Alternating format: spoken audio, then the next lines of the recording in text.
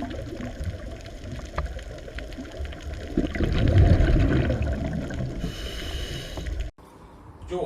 ગયા વખતે આપણે ન્યુક્લિયોટાઇડના ઘટકોની વાત કરી ગયા અને ન્યુક્લિયોટાઇડની રચના જોઈ ગયા.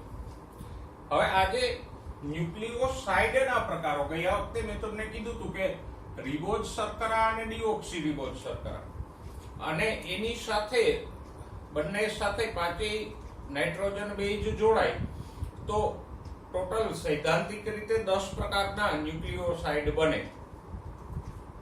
તો આજે એ બધાને જોઈ લઈએ. આ નાઇટ્રોજન બેઝ,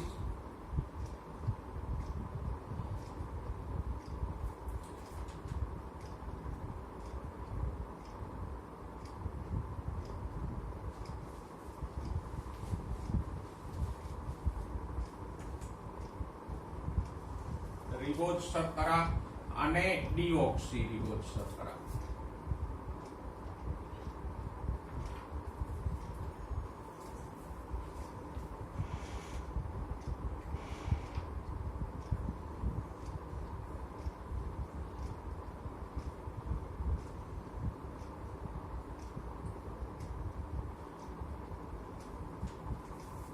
નાઇટ્રોજન બેઝ આપણી પાસે 5 છે.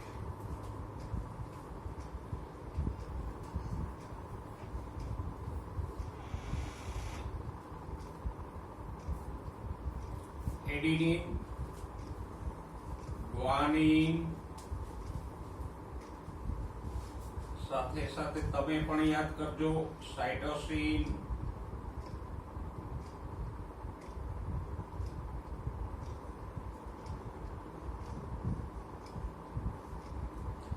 થાઇમીન અને યુરેસિલ.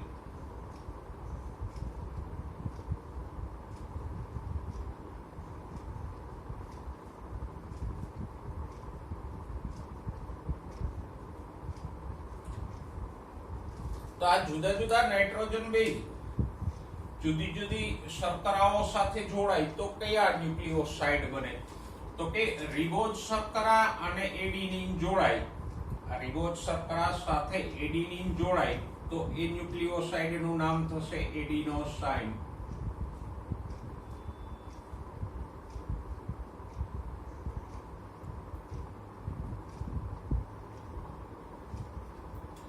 એવી જ રીતે એડિનિન જો ડિઓક્સી રિબોઝ શર્કરા સાથે જોડાય તો ડિઓક્સી એડિનોસાઇન.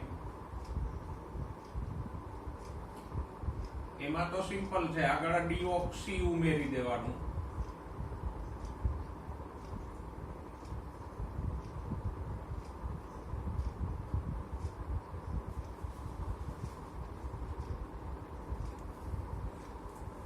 તો રિબોઝ શર્કરા સાથે એડિનિન જોડાય તો એડિનોસાઇન કહેવાય ન્યુક્લિયોસાઇડ ને, અને ડિઓક્સી રિબોઝ શર્કરા સાથે એડિનિન જોડાય પહેલા કાર્બન સાથે તો જે ન્યુક્લિયોસાઇડ બને એને કહેવાય ડિઓક્સી એડિનોસાઇન.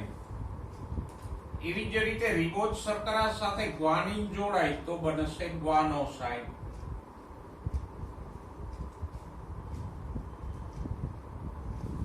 અને ડિઓક્સી રિબોઝ શર્કરાના પહેલા કાર્બન સાથે ગ્વાનિન જોડાય તો જે ન્યુક્લિયોસાઇડ બને એનું નામ થશે ડિઓક્સી ગ્વાનોસાઇન.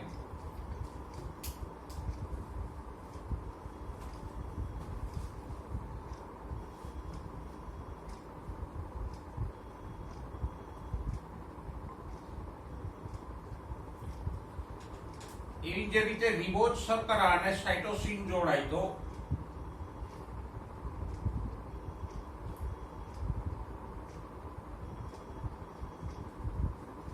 સાઇટિડીન. હવે સાઇટોસાઇન નહીં થાય, સાઇટિડીન થશે. કારણ તો કે આ ત્રણેય પિરિમિડિન છે ને, તો પિરિમિડિન નો પ્રત્યય લાગશે સાઇટિડીન. પિરિમિડિન તો સાઇટિડીન અને ડિઓક્સીસાઇટિડીન.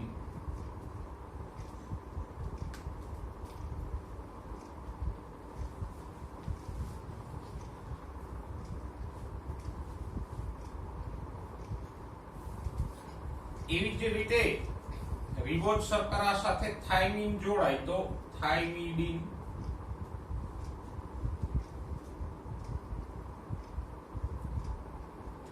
કહી શકાય, પણ આરએનએ માં થાઇમિન હોતો નથી એટલે આપણે થાઇમિડિન ને અહીંયા કન્સિડર નહીં કરીએ. પણ હા, ડીએનએ માં થાઇમિન હોય એટલે ડીઓક્સી થાઇમિડિન હશે.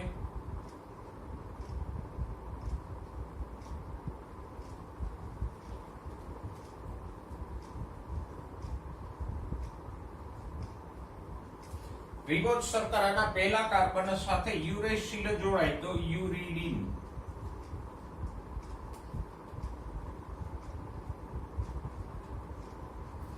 પણ ડીએનએ માં યુરેસિલ નથી હોતો એટલે ડીઓક્સી યુરિડિન નહીં બને. સૈદ્ધાંતિક રીતે બની શકે પણ આપણે એને કન્સિડર કરતા નથી કારણ કે એ હોતો નથી કોષની અંદર. તો આ રીતે વ્યવહારિક રીતે કોષમાં આ 8 પ્રકારના ન્યુક્લિયોસાઇડ હોય.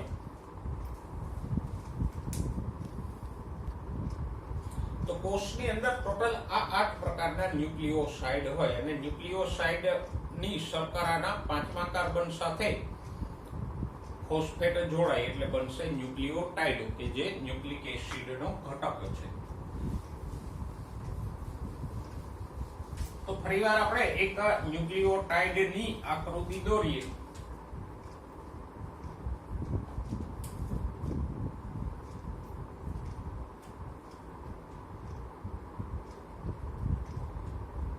હવે શર્કરાના બધા કાર્બન આપણે નહીં દર્શાવીએ.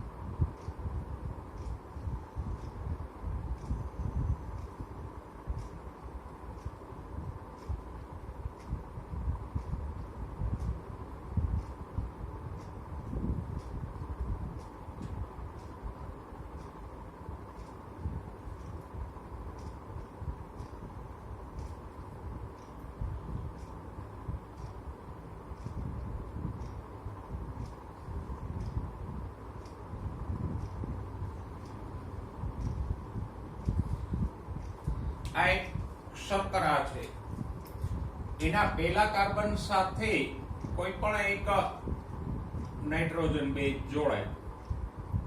ફોર એક્ઝામ્પલ અહીંયા એડિનિન જોડાયેલો છે.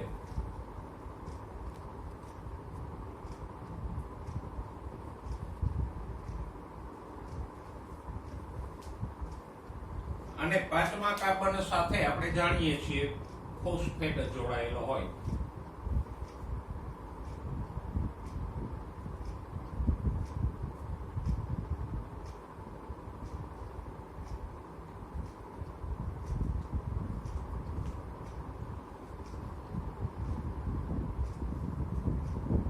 તો આ ન્યુક્લિયોટાઇડની રચના આપણે ભણી ગયા. હવે બે ન્યુક્લિયોટાઇડ કેવી રીતે જોડાય એની વાત કરીએ આપણે. જેમ પ્રોટીનમાં આપણે એમિનો એસિડની રચના ભણ્યા, પછી બે એમિનો એસિડને જોડીને આપણે ડાઇપેપ્ટાઇડ બનાવતા હતા, એમ અહીંયા ડાઇન્યુક્લિયોટાઇડ બનાવીએ.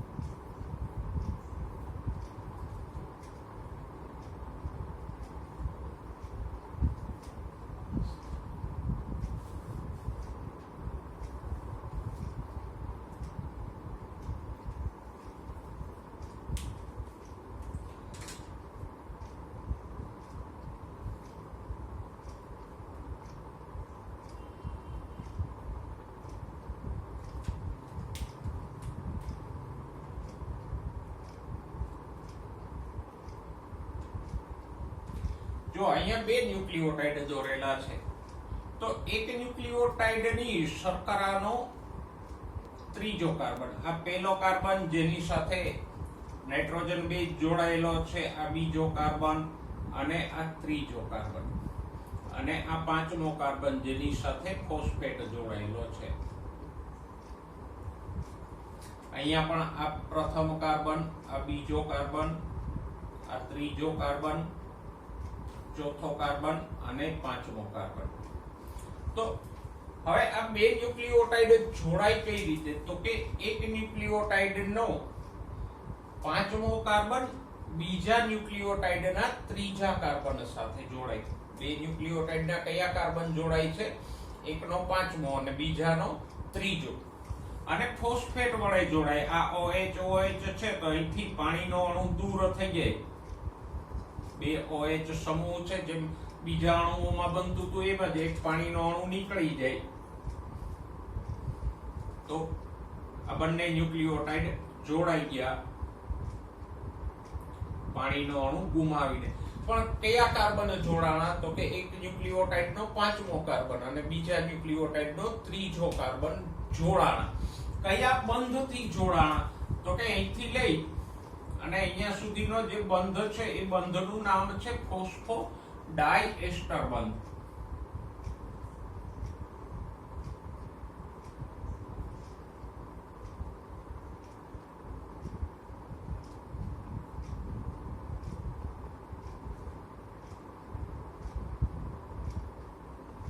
તો બે ન્યુક્લિયોટાઇડ વચ્ચે બંધ કયો બને? ફોસ્ફોડાયએસ્ટર બંધ. જો અઘરો નથી, નામ યાદ રાખવું. COOP એસ્ટર થયું અને ફોસ્ફેટ છે એટલે ફોસ્ફોએસ્ટર થયું. COOP તો એસ્ટર, ફોસ્ફોએસ્ટર. આ બાજુથી પણ અહીંયા કાર્બન છે તો COOP. બે બાજુથી એસ્ટર બંધ થયો ફોસ્ફોએસ્ટર એટલે ફોસ્ફોડાયએસ્ટર બંધ. સિમ્પલી યાદ રહી જાય એવું છે. બંધને આવું નામ શું કામ આપ્યું? તો કે બંને કાર્બન તરફથી ગણો તો ફોસ્ફોએસ્ટર છે COOP. તો બે બાજુથી ફોસ્ફોએસ્ટર છે એટલે ફોસ્ફોડાયએસ્ટર બંધ વડે બે ન્યુક્લિયોટાઇડ જોડાઈ જાય તો જે આખી રચના બની એને શું કહેવાય? ડાયન્યુક્લિયોટાઇડ. બે ન્યુક્લિયોટાઇડ જોડાઈ ગયા તો ડાયન્યુક્લિયોટાઇડ. ઓકે, હવે તમે સમજી શકો કે અહીંયા ત્રીજો ન્યુક્લિયોટાઇડ આ જ રીતે જોડાઈ શકે ફોસ્ફેટ દ્વારા.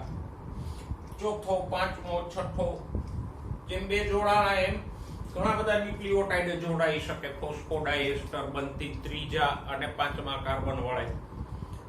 તો ઘણા બધા ન્યુક્લિયોટાઇડ જોડાઈ જાય તો એ શૃંખલાને શું કહેવાય? ઘણા ન્યુક્લિયોટાઇડ છે, બે ન્યુક્લિયોટાઇડ છે તો ડાયન્યુક્લિયોટાઇડ. ઘણા બધા ન્યુક્લિયોટાઇડ જોડાય તો પોલીન્યુક્લિયોટાઇડ શૃંખલા. તો આમ પોલીન્યુક્લિયોટાઇડ શૃંખલાનું નિર્માણ થશે. તો આપણે ન્યુક્લિયોટાઇડની રચના કાલે ભણ્યા હતા. આજે ન્યુક્લિયોસાઇડના પ્રકારો ભણ્યા, ડાયન્યુક્લિયોટાઇડ અને પોલીન્યુક્લિયોટાઇડ વિશે ભણ્યા. ઓકે, હવે ડીએનએ ની વાત કરીએ. જો અહીંયા મેં આ એક પોલિડ શૃંખલા ઓલરેડી દોરેલી છે. તો આરએનએ માં આવી એક જ શૃંખલા હોય રિબોઝ ન્યુક્લિયોટાઇડ વાળી. જ્યારે ડીએનએ માં બે પોલીન્યુક્લિયોટાઇડ શૃંખલાઓ પરસ્પર પ્રતિસમાંતર હોય. પ્રતિસમાંતર કેવી રીતે? તો કે પહેલા તો એના છેડાઓને સમજીએ. આ ન્યુક્લિયોટાઇડની એક શૃંખલા છે તો આ બે છેડાઓને આપણે નામ આપીએ. નામ એટલે આપવા પડે કે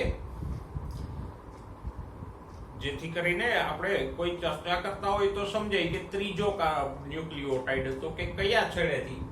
અહીંથી ત્રીજો કે અહીંથી ત્રીજો? તો ન્યુક્લિયોટાઇડની શૃંખલાના છેડાઓને નામ અપાય. કેમ અપાય? તો કે આ છેડે જો પાંચમો કાર્બન મુક્ત છે તો આને કહેશું 5 એન્ડ. અહીંયા પાંચમો કાર્બન છે, બીજા ન્યુક્લિયોટાઇડ સાથે જોડાયેલો નથી તો અહીંયા પાંચમો કાર્બન મુક્ત છે એટલે 5 એન્ડ. અને અહીંયા તો કે આ ત્રીજો કાર્બન મુક્ત છે એટલે આ છેડાને કહેશું 3 એન્ડ. તો જોડાય છે કોણ? તો કે ત્રીજો અને પાંચમો કાર્બન.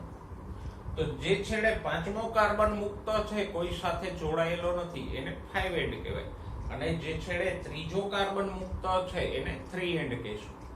આને ફોસ્ફેટ એન્ડ પણ કહેવાય અને અહીંયા OH સમૂહ હોય એટલે હાઇડ્રોક્સિલ એન્ડ પણ કહી શકાય, પણ વધારે પડતું 3 એન્ડ અને 5 એન્ડ શબ્દો પ્રયોજાય.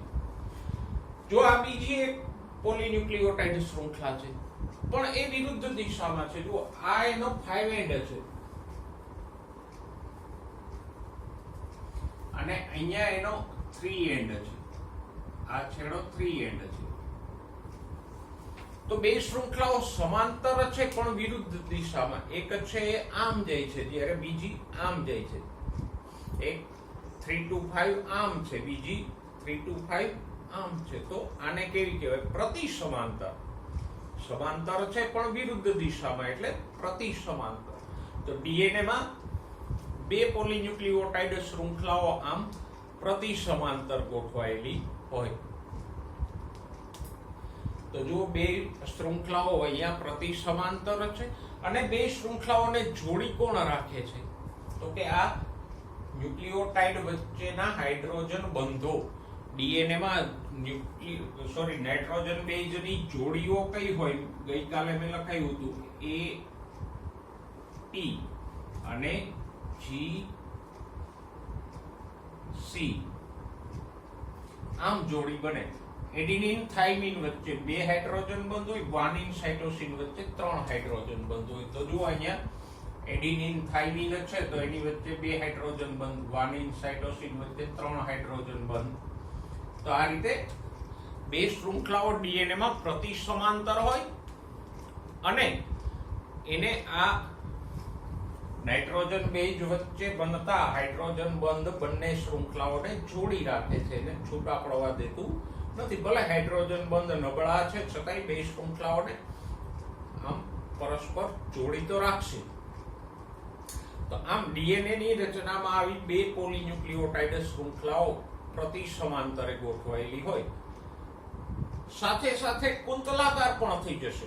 કુંતલાકાર થવાનું મેઇન કારણ એ છે કે આ જે ફોસ્ફેટ છે એ ઋણ વીજભારિત છે, એટલે એક ફોસ્ફેટની ઉપર બીજો ફોસ્ફેટ આવે તો બે વચ્ચે અપાકર્ષણ થાય. પણ હવે ફોસ્ફેટ આમ તો નહીં જઈ શકે, આમ તો ના ખસી શકે, એટલે દૂર અપાકર્ષણને કારણે દૂર જવા માટે શું કરશે? તો કે આમ ખસશે. એટલે ધીરે ધીરે શૃંખલા કેવી થઈ જશે? કુંતલાકાર. તો મુખ્યત્વે આ ફોસ્ફેટ વચ્ચેના અપાકર્ષણને કારણે આ બે શૃંખલાઓ આમ સીધી નથી રહેતી પણ આમ કુંતલાકાર થઈ જાય છે. આવી રીતે આમ. તો DNA માં બે પોલીન્યુક્લિયોટાઇડ શૃંખલાઓ કુંતલાકારે ગોઠવાયેલી હોય. અને આવી અણુરચના કોણે સમજાવી? તો કે બે જણા હતા દોડડાયા. એક ભાઈ હતા વોટસન, જેમ્સ વોટસન, અને બીજો એના જેવો જ હતો ક્રિક, ફ્રાન્સિસ ક્રિક. આ બંને જણાએ DNA ની આવી અણુરચના સમજાવી કે DNA માં બે પોલીન્યુક્લિયોટાઇડ શૃંખલાઓ પ્રતિ સમાંતરે અને કુંતલાકાર હોય. અને બે શૃંખલાઓ કુંતલાકાર છે એટલે આ અણુ મોડેલને નામ શું આપ્યું? એને બહુ પ્રસિદ્ધ છે, બેવડું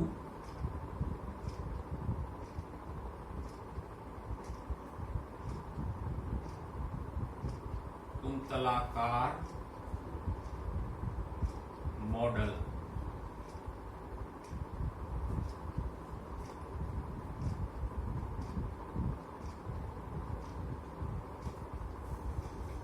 ડબલ હેલિક્સ.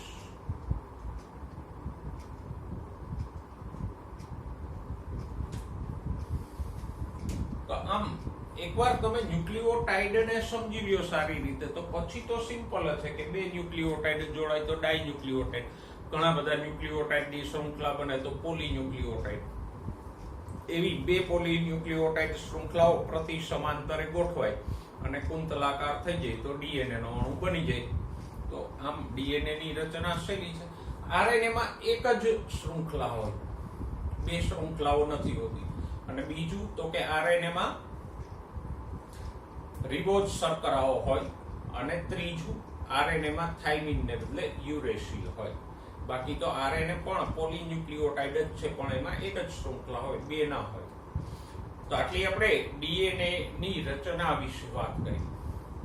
ઓકે, હવે ડીએનએ ની રચનામાં થોડુંક આગળ તમને આપ્યું છે કે ડીએનએ માં હંમેશા જ નાઇટ્રોજન બેઝની જોડીઓ કઈ બને, તો કે એડિનિન ની સામે થાઇમિન જ ગોઠવાય. પાછું એકવાર લખી, એડિનિન ની સામે થાઇમિન જ આવે, બીજો કોઈ ન આવે. અને થાઇમિન હોય તો એડિનિન જ, એટલે એટી ની જોડી બને અને એ બે વચ્ચે બે હાઇડ્રોજન બંધ બને. જ્યારે ગ્વાનિન અને સાઇટોસિન ની જોડી બને, એટલે 4 નાઇટ્રોજન બેઝ છે પણ જોડી જોડીમાં છે, અને ગ્વાનિન સાઇટોસિન વચ્ચે 3 હાઇડ્રોજન બંધ બને. તો ડીએનએ માં હંમેશા એક શૃંખલા ઉપર જો એડિનિન હોય તો સામેવાળી શૃંખલા ઉપર થાઇમિન વાળો ન્યુક્લિયોટાઇડ હોય. આ તરફ ગ્વાનિન હોય એક શૃંખલા ઉપર, તો સામેની શૃંખલામાં સાઇટોસિન વાળો જ ન્યુક્લિયોટાઇડ ગોઠવાય. જોડીમાં ક્યારેય ફેરફાર ન થાય. તો આમ અહીંયા આ જોડીઓ થાય. જોડીમાં બીજી વિશેષતા એ છે જો આ બંને કેવા છે, બે જોડીમાંથી આ એડિનિન ગ્વાનિન કેવા છે, સરસ મજાના છે, બરાબર. અને થાઇમિન સાઇટોસિન કેવા છે, તો કે એ પણ સરસ મજાના છે ને. એડિનિન ગ્વાનિન કેવા છે, પ્યુરિન પ્રકારના છે.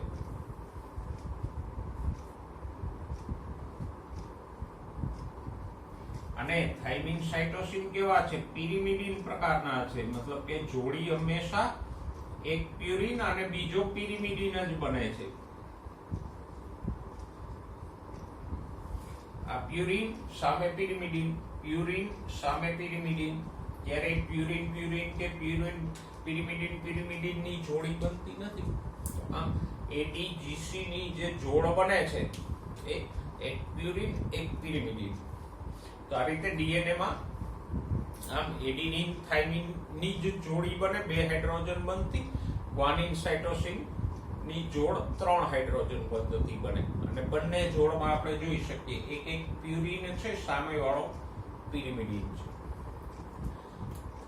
હવે ડીએનએ ના કુંતલની વાત કરીએ તો અહીંથી કુંતલ શરૂ થાય અને અહીંયા પૂરું થાય. જો અહીંયા પૂરું ન થયો, અહીંયા તો અડધું જ કુંતલ થાય. ફોર એક્ઝામ્પલ આ રીતે આમ ડીએનએ છે આમ, તો હવે અહીંથી ફરી અને અહીંયા આવશે તો આ પૂરું થયું ન કહેવાય. આ બ્લુ પાછું અહીંયા આવે ફરીને ત્યારે પૂરું થયું કહેવાય. તો અહીંયા આ રીતે છે તો આ અડધું ચક્ર થયું અને પછી આગળ જતા પાછું હવે પૂરું થયું. આ એટલે કુંતલ અહીંથી આટલું ન થાય, અહીંથી અહીંયા એક કુંતલ થશે. તો આ એક કુંતલની લંબાઈ કેવડી હોય અહીંથી અહીંયા સુધીની, તો કે 34 એંગસ્ટ્રોમ અથવા તો 3.4 નેનોમીટર.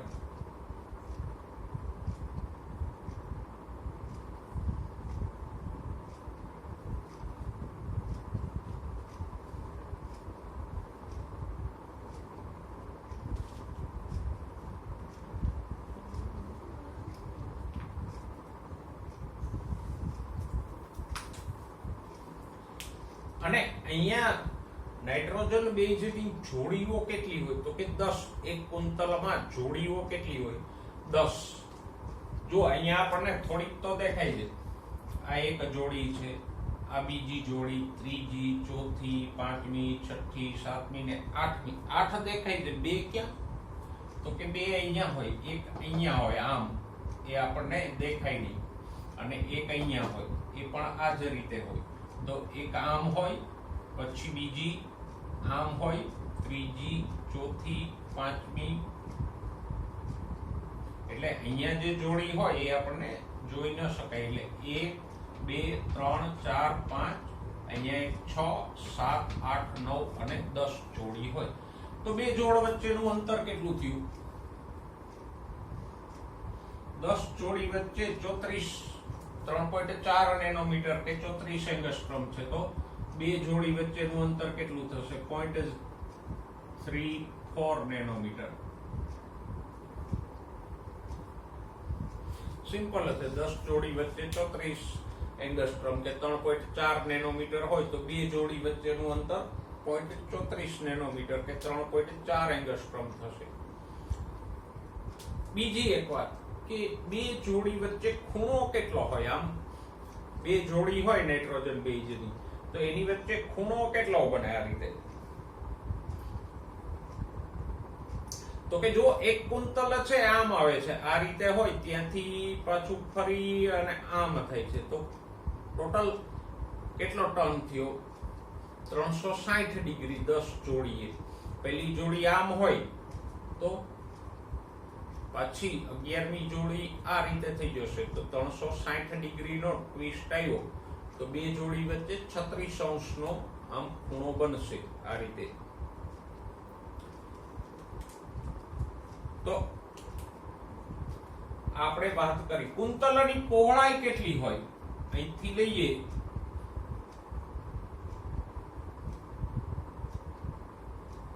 તો અહીંયા સુધીની પહોળાઈ કેટલી છે?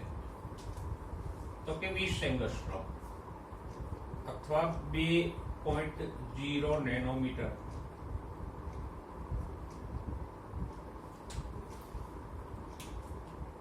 તો આ થઈ ડીએનએ ની રચના. અને આ જે બેવડું કુંતલમય મોડેલ દોર્યું છે એમાં અહીંયા આ પટ્ટામાં શું હોય?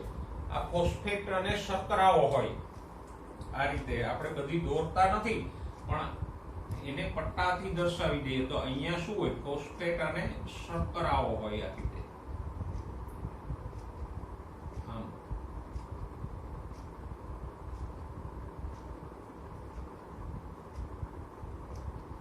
પણ આવી રીતે આપણે નથી દોરતા. આમ દોરીએ તો પાછું કઈ સમજાય નહીં. અને વચ્ચે અહીંયા હોય ફોસ્ફેટ.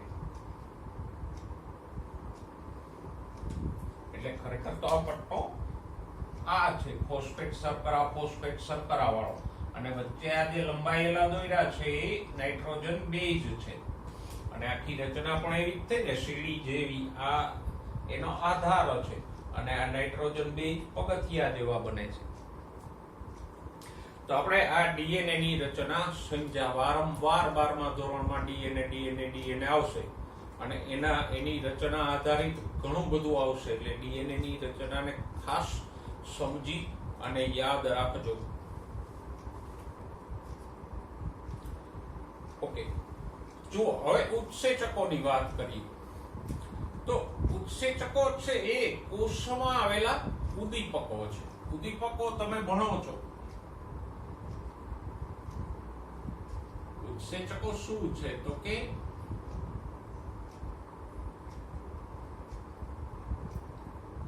કોષમાં આવેલા ઉદ્દીપકો છે.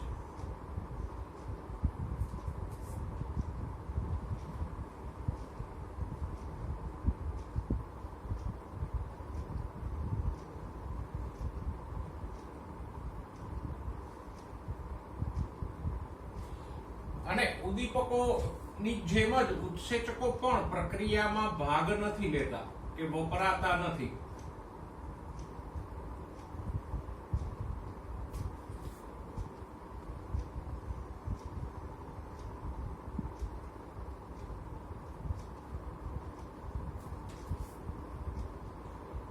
પણ ઉત્સેચકની હાજરીમાં પ્રક્રિયાનો વેગ વધે છે.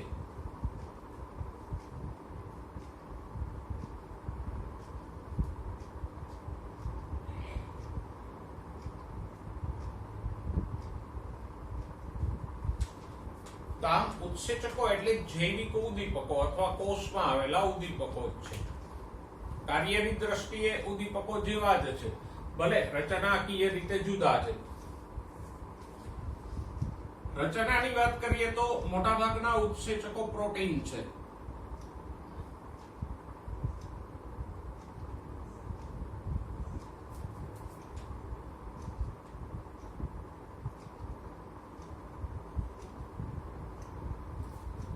પ્રોટીનના બનેલા છે.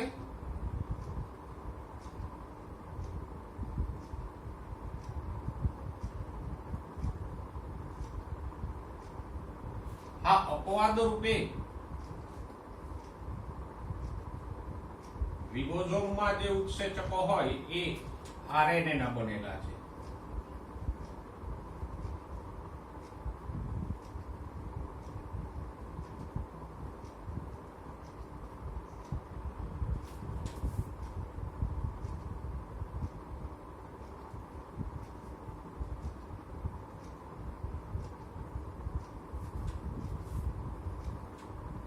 અને આવા આરએનએ ના બનેલા ઉત્સેચકોને કહેવાય રિબોઝાઇમ.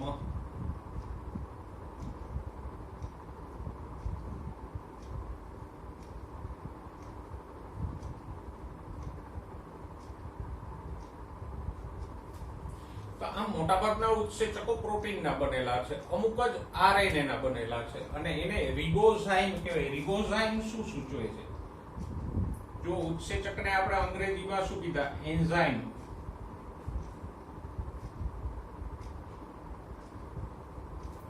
તો આરએનએ એટલે રિબોઝ. તો રિબોઝ વત્તા એન્ઝાઇમ, રિબોઝાઇમ. તો આરએનએ ના બનેલા ઉત્સેચકોને શું કહીએ આપણે? રિબોઝાઇમ. રિબોઝ વત્તા એન્ઝાઇમ, રિબોઝાઇમ. અને એ મુખ્યત્વે ક્યાં હોય? રિબોઝોમ ઉપર હોય. હવે ઉત્સેચકો કામ કેવી રીતે કરે? તો કે પ્રોટીન જે ત્રિપરિમાણીય રચના બનાવે છે, પ્રોટીનનું બંધારણ આપણે ભણ્યા, તો એમાં જે ત્રિપરિમાણીય રચના બને એને કારણે પ્રોટીનના અણુમાં એક સક્રિય સ્થાન બને. એ સક્રિય સ્થાન સાથે પ્રક્રિયક જોડાય અને નિપજમાં ફેરવાય જાય. તો આમ દરેક ઉત્સેચક પાસે પ્રક્રિયકનું જોડાણ સ્થાન એટલે કે સક્રિય સ્થાન હોય જેની સાથે એ જોડાય. 12મા ચેપ્ટરમાં પણ આપણને જે એમિનો એસિડનું નિર્માણ આપ્યું છે એમાં આ નાઇટ્રોજન સ્થાપનની ક્રિયાવિધિ આપી છે. એમાં આપણને નાઇટ્રોજિનેઝ ઉત્સેચકના આવા સક્રિય સ્થાનો દર્શાવ્યા છે આકૃતિમાં. હવે ઉત્સેચકો અને ઉદ્દીપકો વચ્ચે ભલે બે કાર્યની દ્રષ્ટિએ સરખા છે કે ઉત્સેચક હોય કે ઉદ્દીપક હોય, પણ બે વચ્ચે અમુક પાયાના તફાવતો છે જ. બંનેનું કાર્ય શું છે? તો કે બે ઉત્સેચક હોય કે ઉદ્દીપક હોય, બેમાંથી એકેય પ્રક્રિયામાં વપરાતા નથી.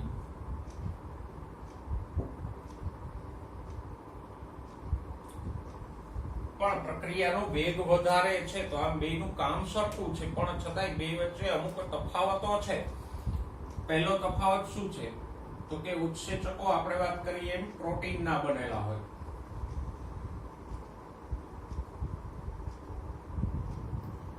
રિબોઝાઇમને આપણે ગણતા નથી, એ થોડાક જ છે.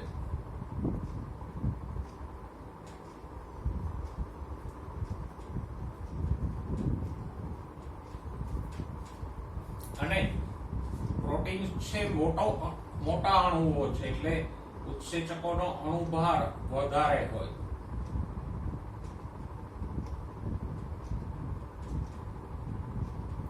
કારણ કે પ્રોટીનના બનેલા છે અને પ્રોટીન તો બહુ મોટા અણુઓ છે એટલે એનો અણુભાર ઉત્સેચકોનો ખૂબ વધારે હોય. જ્યારે ઉદ્દીપકોની વાત કરો તો ઉદ્દીપકો મોટે ભાગે અકાર્બનિક અણુઓ હોય. ચારકોલ કે એ ઉદ્દીપકો તમે ભણો છો તો એ અકાર્બનિક અણુઓ છે.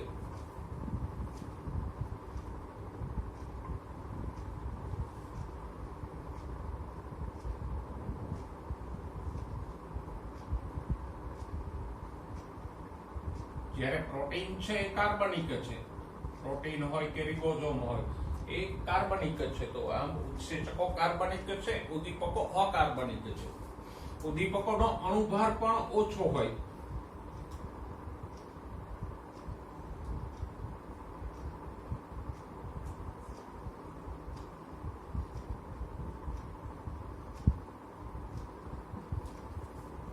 ઓકે.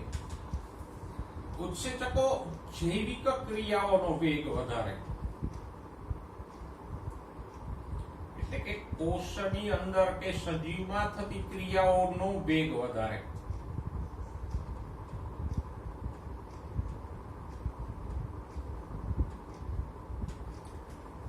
જ્યારે ઉદ્દીપકો છે કોઈ પણ ક્રિયામાં ભાગ લેશે, ભૌતિક ક્રિયા હોય કે રાસાયણિક ક્રિયા હોય એમાં એ ભાગ લેશે. જૈવિક ક્રિયાઓમાં એની અસર નથી કોઈ.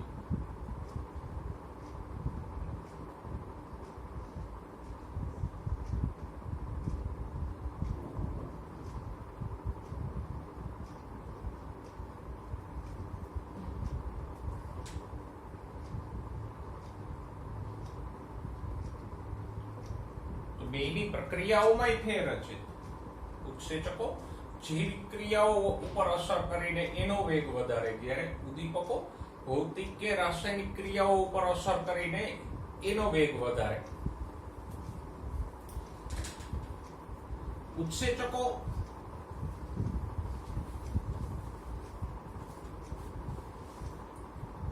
ઊંચા તાપમાન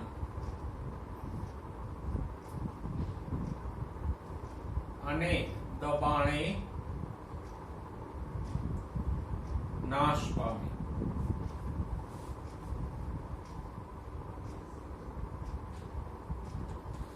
જ્યારે ઉદ્દીપકો માટે એવું નથી. ઉદ્દીપકોમાં તો તમે જાણો છો, જેમ તાપમાન કે દબાણ વધે એમ એની સક્રિયતા વધશે, પ્રક્રિયાનો દર વધશે.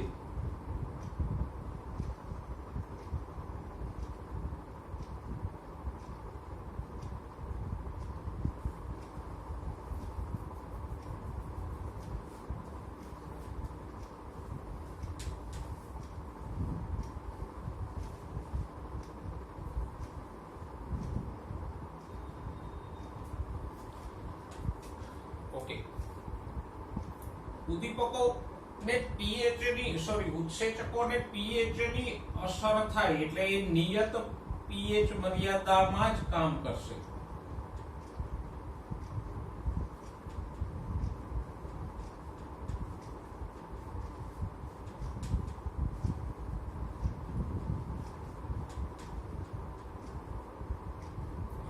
પીએચ માં કોઈ ફેરફાર થશે તો એ નિષ્ક્રિય થઈ જશે.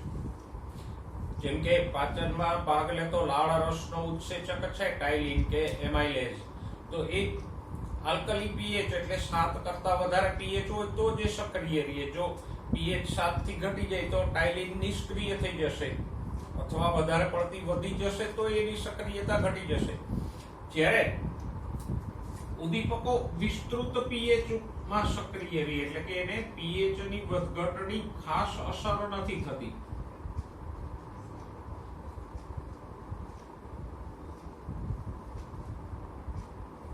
એ ઉત્સેચકો જેટલા સંવેદનશીલ નથી, તાપમાન હોય, દબાણ હોય કે પીએચ હોય. ઉત્સેચકો તાપમાન, દબાણ કે પીએચ ના ફેરફારોને વધારે સહન નથી કરી શકતા, કાં તો એ નિષ્ક્રિય થઈ જાય અથવા નાશ પામી જાય. તો આ ભલે દરેક ઉત્સેચક માટે તાપમાન અને પીએચ અલગ અલગ હોઈ શકે. કોઈ ઉત્સેચકો જે ખાસ ઠંડા પ્રદેશોમાં રહે છે એવા પ્રાણીઓના ઉત્સેચકો નીચા તાપમાને સક્રિય રહેતા હોય. સપોઝ કે કોઈ ઉત્સેચક એ છે, એ 10° તાપમાન એને ઇષ્ટતમ એટલે યોગ્ય છે, તો એ 10.5 થાય કે 10.15 થશે તાપમાન, તો આ ઉત્સેચક નિષ્ક્રિય થઈ જશે.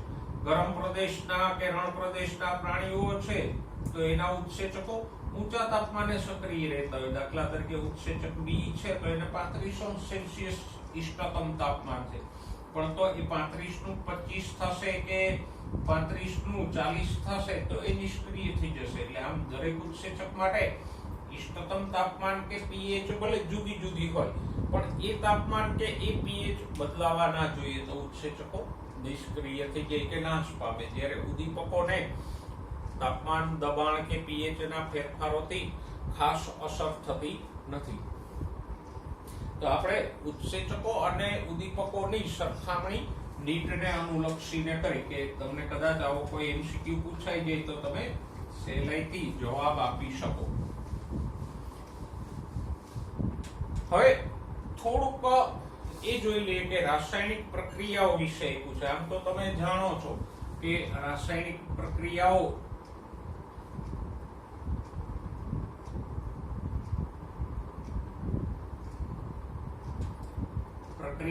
છે એ 2 પ્રકારની હોય. કઈ? તો કે ભૌતિક પ્રક્રિયાઓ.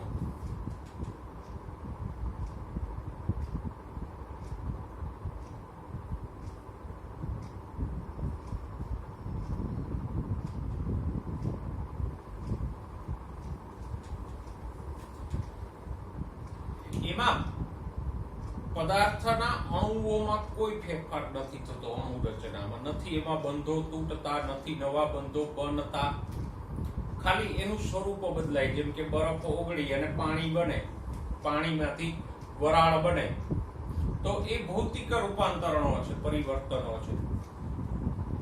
તો આવા ભૌતિક પરિવર્તનોમાં અણુ રચનામાં કોઈ થતા નથી, એમાં નવા બંધો બનતા નથી, કોઈ નવા બંધો તૂટતા, એ એમને જ રહે. પાણી બરફ હોય, પ્રવાહી થાય કે વરાળ થાય, અણુ રચના તો H2O જ રહેશે, એમાં કોઈ પરિવર્તન થતું નથી. તો એને શું કહેવાય? ભૌતિક પરિવર્તનો. જ્યારે અમુક રાસાયણિક પરિવર્તનો છે તો એમાં નવા બંધો બને કે બંધો તૂટે, અણુ રચનામાં પણ ફેરફાર થાય. જો તમને એક સમીકરણનું ઉદાહરણ આપ્યું છે, કેમિસ્ટ્રીમાં આવા રાસાયણિક પરિવર્તનો તમે ઢગલાબંધ ભણી ગયા. બાયોલોજીમાં ઉદાહરણ લ્યો તો ગ્લુકોઝમાંથી 2 ગ્લુકોઝના અણુ જોડાઈને માલ્ટોઝ બને, તો એ રાસાયણિક પરિવર્તન છે. માલ્ટોઝમાંથી 2 ગ્લુકોઝના અણુ છૂટા પડે, તો એ પણ રાસાયણિક પરિવર્તન છે, કારણ કે એમાં નવા બંધો બને છે, અણુ રચના બદલાય છે. તો આમ રાસાયણિક પ્રક્રિયાઓમાં 2 પ્રકારના પરિવર્તનો થાય, ભૌતિક પરિવર્તનો અને રાસાયણિક પરિવર્તનો.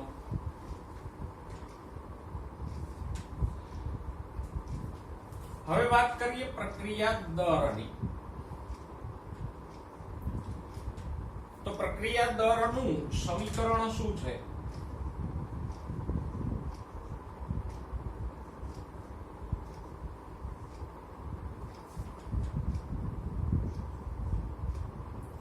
Delta P upon delta T.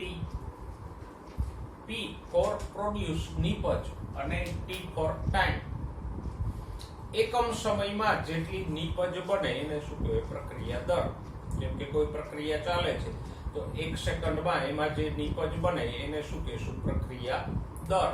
મોલમાં દર્શાવો કે ગ્રામમાં દર્શાવો તો ડેલ્ટા P એટલે બનતી નિપજ અને ડેલ્ટા T એટલે સમય. દાખલા તરીકે 10 સેકન્ડમાં 5 ગ્રામ નિપજ મળી તો 10/5 દર કેટલો થયો?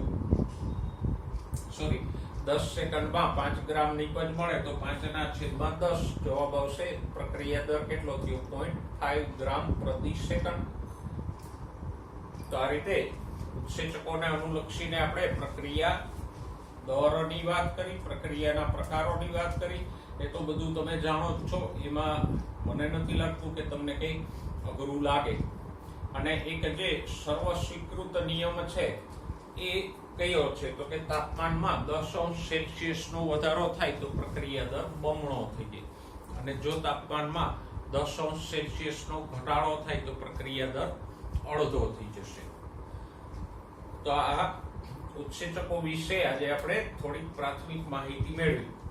નેક્સ્ટ લેક્ચરમાં ઉત્સેચકો વિશે આપણે આગળ ચર્ચા કરશું કે ઉત્સેચકો કેવી રીતે કામ કરે, પ્રક્રિયા દર ઉપર એની અસર શું છે, એની કાર્ય પદ્ધતિનું મિકેનિઝમ શું છે અને કયા કારણે એ ઉત્સેચકની હાજરીમાં પ્રક્રિયાનો દર વધે છે, એની ચર્ચા કરશું.